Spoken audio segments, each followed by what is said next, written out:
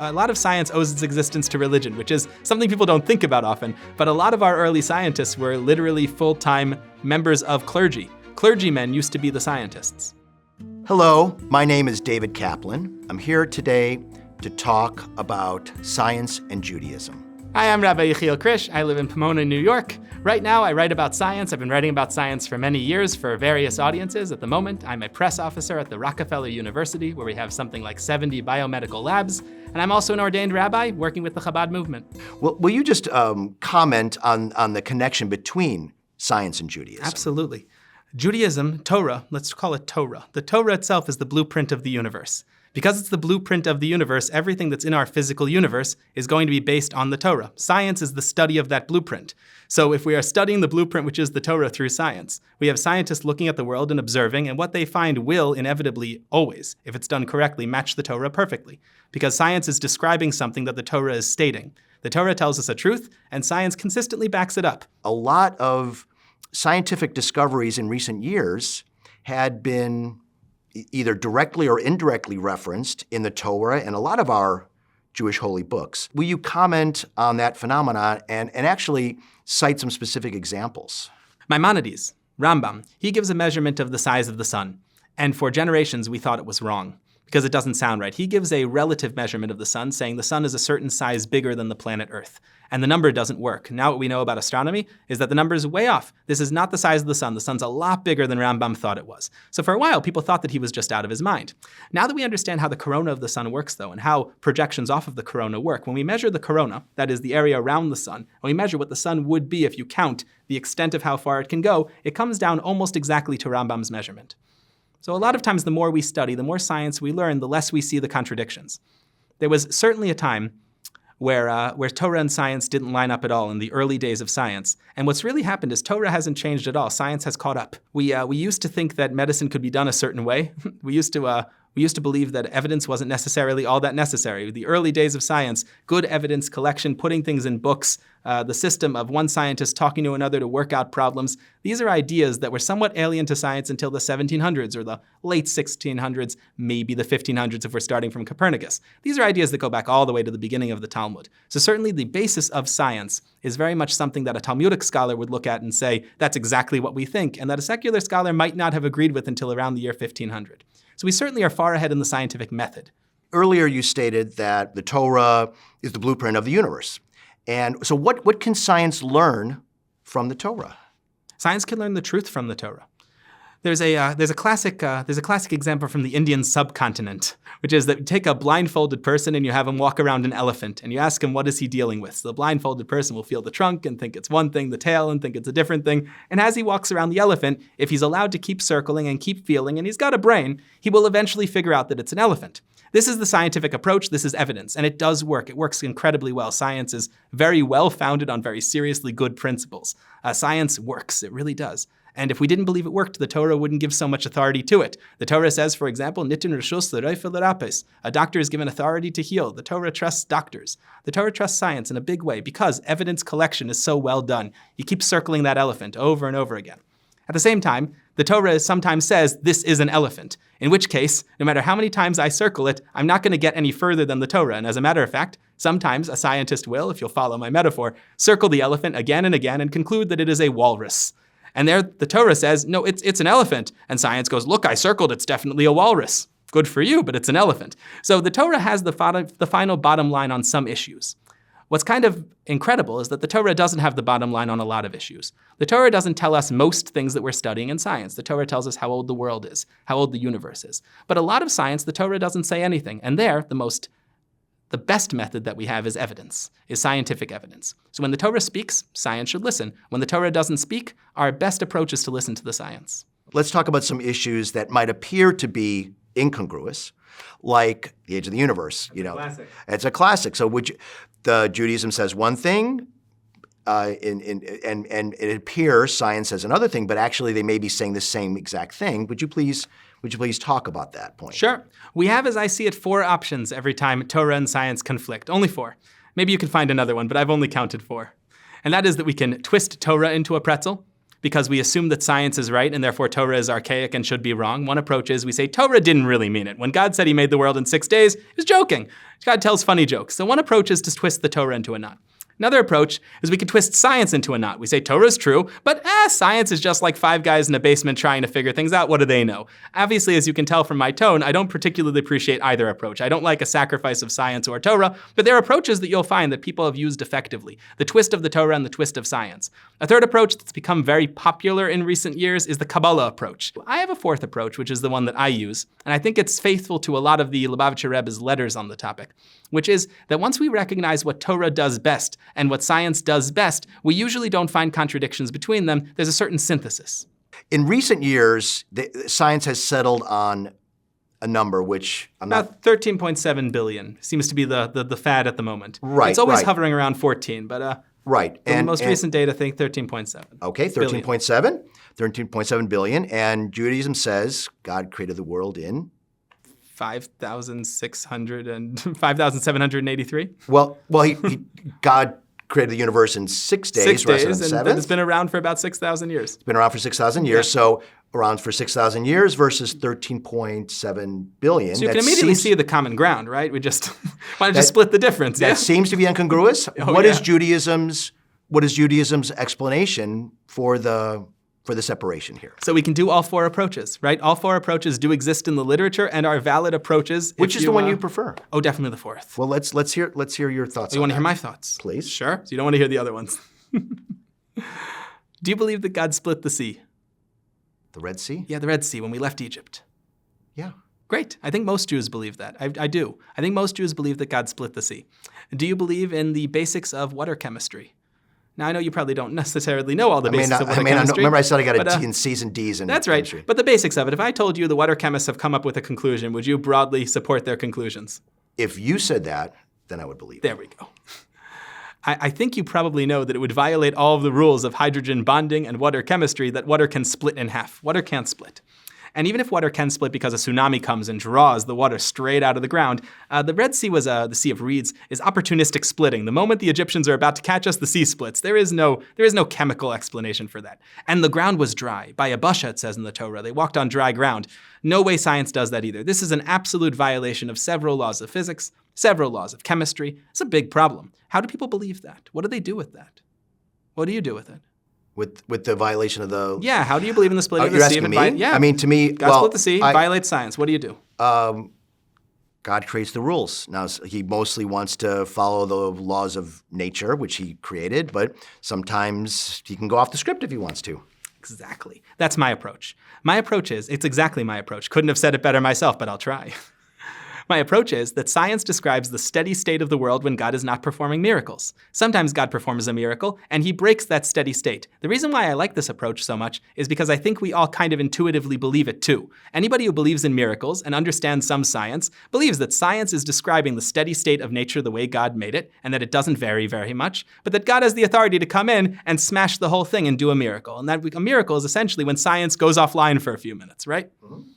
So, how long would the universe have taken to make if God had not intervened with a miracle? How long does it take matter to turn into this room and me and you? And the answer is, I believe firmly, about 14 billion years. Is that 14 billion years is how long it takes to make a universe from scratch. And that 4.5 billion years is about how long it takes to make a world from scratch. That's the approximate age of the planet. But God tells us in the Torah that he did not do that. He made a miracle. He says, Breishis bara Elokim, Esa Shamayim ve'esa Aretz. I made a miracle and I did it faster. God's very fast. He can do miracles. I believe that God made the world in 6 days, rested on the 7th, and that the world is only about 6,000 years old, but that's not how you make a world. So science is describing what would have happened had God not made a miracle, but God did make a miracle. In this way, the beauty and the power of this message, of this method, is that it doesn't take anything away from the scientific discoveries. You can 100% believe in and work with biogeochronology. You can work with the ages of rock formations. You can work under the assumption that we're dealing with what a world would have done had God not sped it up. But at the same time, there's no violation of Torah whatsoever. The Torah says that this is how old the world is, it's how old the world is. The power of the approach is that we haven't twisted Torah and we haven't twisted science. Because science doesn't claim to describe a miracle, and the Torah doesn't claim to be describing a steady state. So let's tackle another issue. Sure. Let's tackle another issue, which is evolution. What would you say is Judaism's take on the theory of evolution? It's Depends on what part. So we have a couple different kinds of evolution. We have microevolution. We have speciation. These are things that we can see in the lab. So if you watch a bacterium, that's the singular, you can watch it evolve. We have seen bacteria evolving. The idea that species can evolve into other subspecies, the idea that very small life forms can change over time into other things, not only do we believe it in science, not only do we have evidence of it, we have direct observation. We can watch things change. Torah has no problem whatsoever with the fact that things can change. The classic experiment of evolution, which is really more natural selection, is Darwin's finch experiment. So Darwin's looking at two sides of the Galapagos Islands. On one side, the finches have a certain beak shape, the other side another shape, same family, but they evolved different beak shapes so they could get into different crevices in the rocks. One needs a curvy beak to get into that crevice, one needs a straight one to get into that log. I'm butchering Darwin, but that's more or less what he says, is that we can watch bird beaks evolve over time. One of the classics that they teach in biology textbooks is that moths and butterflies in areas after Chernobyl, they changed the colors of their wings to better blend into the trees that were stricken by the nuclear meltdown that was over there. We certainly see evolution. We see natural selection, and it makes sense and it's true. The problem that the Torah has is with the origins of the species, which is a very small part of evolution, but also a fundamental part of it. God says in the Torah that he made the world in 6 days, and in those 6 days, he says what he made. He said one day he made birds, one day he made fish, one day he made animals, one day he made people. And he does not say that he evolved one from the next. It would require a substantial twist of Torah, something I'm not a fan of, in order to say that that's what Torah really means. The Torah really means when it says that God made birds and fish, that he made single-celled organisms that turned into birds and fish that's obviously not really what science thinks either. Evolution's much more elegant than that. But the evolutionary theory does not match Genesis at all, as far as the origins of the species are concerned. We are completely comfortable with the idea that over the past 6,000 years, things have evolved. But another thing to note is that there is no evolutionary scheme in science that would allow that kind of evolution over the course of thousands of years. The evolution we're talking about takes hundreds of millions of years, which is time that the Torah just doesn't have. The Torah has a 6,000-year-old universe, full stop. So a lot of evolution is not compatible at all with the Torah.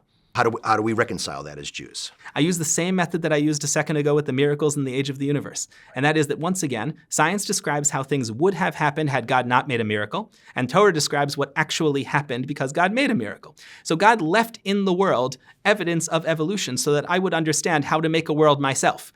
Meanwhile, he sped it up and did it his own way, just threw birds right in there, fully formed. But he showed me how birds could have evolved. And why do I need to know how things could have evolved? For several reasons. Some of them we use in science today. We have a researcher where I work who is involved in creating synthetic antibiotics. And the way that he creates synthetic antibiotics is he takes the data on how bacteria evolve, which is something God left in the world for us to learn from, puts that into a computer algorithm, tells it to create bacteria that never existed who can create antibiotics that never existed, and is coming out with antibiotics that are going to soon be treating human conditions based on the principles of evolution. God left a path in the world that allows us to study the world, to study him, to study the creator, and to make the world a better place, but it doesn't necessarily mean that that's exactly how he did it. The Torah tells us that's not how he did it. But the science works. That's the whole power of this method. This method never negates the science. The science is true. It's just not an accurate description of what God practically did, but it's an accurate description of the world God practically built, which means that it has all the power. Science has their fixed laws of how things operate, and as Jews, we believe differently. We believe in the concept of miracles, that God makes the rules, and if he wants to change the rules, well, he certainly has the power to do so. Is that one of the areas where it might appear like where science and Judaism and Torah do not fully agree? Absolutely. I think most of the apparent problems between science and Torah come from a misunderstanding of what science is supposed to do and what Torah is supposed to do. There's a bit of a plague called scientism. Bit of a plague. I'll tell you what I mean. There's a bumper sticker where I live that's very popular. You get this bumper sticker in a lot of places, trust science. And it's a funny bumper sticker because almost every bumper sticker at least appeals to its base. So you put up a Republican bumper sticker. The Democrats might not love it, but the Republicans, they agree with that bumper sticker. Same thing, you put up a Democratic bumper sticker. The Democrats might like, the Republicans maybe not. There's not a scientist in the world who would say, trust me. Not a real scientist. Scientists want to show you things. They want to prove things. They want to demonstrate. But blind trust in science is alien to science. Science doesn't want blind trust. Science wants to show us the evidence and try to convince us. Torah wants blind trust because God is telling you, I made the world, this is how I did it. It's entirely different methodology. Science is describing the best available evidence for something and would love to show you its work. God is coming down to people and saying, I'm telling you exactly how I did it. That's not the same thing. does the Big Bang, which is that's a science brand, is that congruous or incongruous with Torah and Judaism? Totally congruous. I don't see a problem with the Big Bang at all. God frequently does things through nature. He certainly operated through nature. I believe that he broke a bit of nature while making creation, but there's no reason to believe that he didn't use a mechanism like the Big Bang. But at the same time, I would caution that something I'm very careful about with Torah and science is that Torah should avoid, and Jews should avoid, hanging their hat on science. And the reason why I say that is because science is very subject to revision. Right now, the Big Bang is very popular, but it's also embroiled in controversy. And it's not completely for sure among real physicists. I don't mean among the fringe guys. It's fair to say that in a couple of years, we might not think the Big Bang is the most plausible origin of the universe. If we spill a lot of ink proving that the Torah really thinks the Big Bang is the Big Bang, what are we going to do when the Big Bang's not the Big Bang? So, Rabbi, earlier in our conversation, you mentioned that the Torah and Judaism is eternal. It's eternal, and that science is constantly evolving, changing, updating, from Newton to Einstein. Could you elaborate on that point, please? Absolutely. There are two basic ways to do science, extrapolation and interpolation, big words, but I'll tell you what they mean.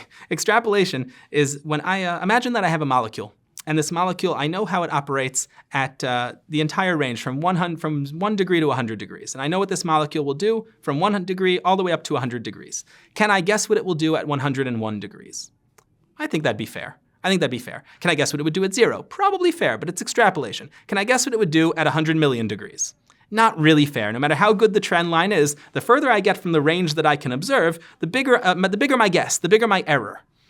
There's also something called interpolation. Interpolation is I know what something does at 1 degree, I know what it does at 100 degrees, and I don't know what it does at 50 degrees. When I can see both ends of something, that's called interpolation. I can guess what's in the middle, and that is usually very accurate. So when science can see both bookends of something and can look toward the middle, it's usually going to be not just right, but very difficult, almost unassailable, because we have the two bookends. Science done by interpolation is almost always going to hit the nail on the head. Science done by extrapolation is inherently a little shakier, which means not that it's wrong, it means that it needs to be taken with a grain of salt as science continues to develop. And a good deal of things regarding like the age of the universe, the age of the earth, dating pretty much anything, is extrapolative, because we don't have a field where we can see that far back. A lot of times we're trying to extrapolate something that might have happened or might happen in the future from something happening right now, and that's inherently shaky, and science recognizes that too. It doesn't mean that it's not good science, it's great science. It does mean that they might be a little bit more blindfolded than other fields.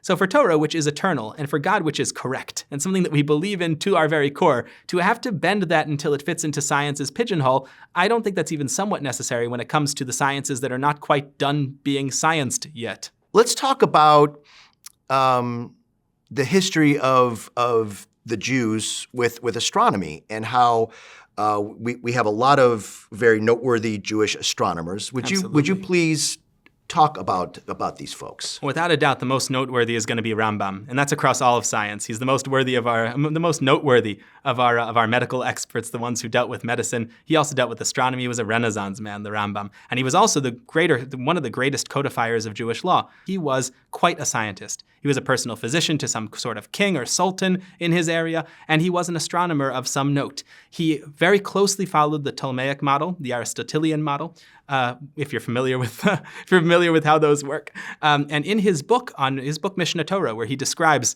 how Jewish law should be laid out, he has a very long and notoriously complicated section where in Hebrew, using Hebrew letters as numbers, he does all the lunar calculations, all of the solar calculations, real advanced math done in Hebrew letters on a page. It is notoriously difficult. And he gets to the right answers. So why was it so important for our great Jewish sages to integrate science into their work? Especially astronomy. It's been important for them because Torah exists in this world. So we can't really do Torah frequently without understanding the astronomy or understanding the science. For example, when the Torah says that doctors are given permission to heal, we do have to know how to heal. When the Torah says to make tefillin out of leather, we do have to know how to tan leather. Understand?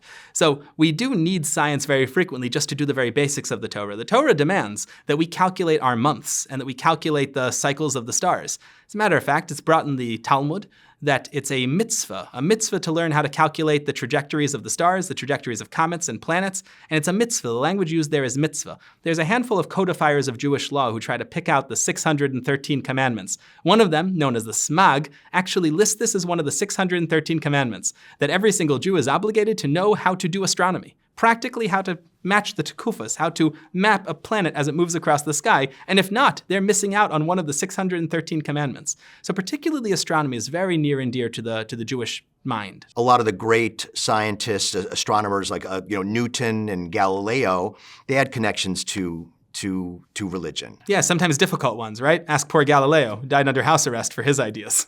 But yes, religion was the major funder, always. Religion, not necessarily Judaism. Religion itself has been the major funder, the major proponent, the major promoter of science up until around the medieval age, and through it, really.